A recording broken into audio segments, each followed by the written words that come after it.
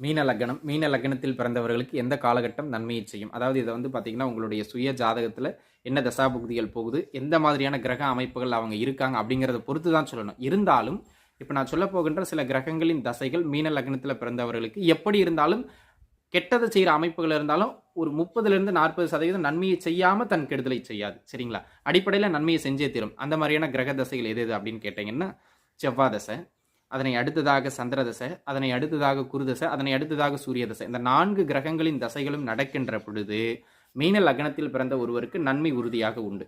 அதில் குறிப்பாக ஒருவர் தசாநாதனாகவும் ஒருவர் புக்திநாதனாகவும் வருகின்ற பொழுது அந்த நன்மையின் அளவு சற்றே அதிகரித்த வண்ணம் காணப்படும். ஆக அன்பு நண்பர்களே, உறுதியாக நன்மை இருக்கும். தீமை நடந்தாலும் ஒரு நன்மை நடக்காமல் தீமை நடக்காது. ஒரு உதாரணத்திற்கு குரு தசையில் செவ்வாய் புக்தி, செவ்வாய் தசையில் குரு புக்தி, செவ்வாய் தசையில் சந்திர புக்தி, செவ்வாய் தசையில் சூரிய புக்தி, குரு தசையில் சூரிய சந்திர புக்தி, அந்த மாதிரி ஒருவர் தசாநாதன் ஒருவர் புத்திநாதன்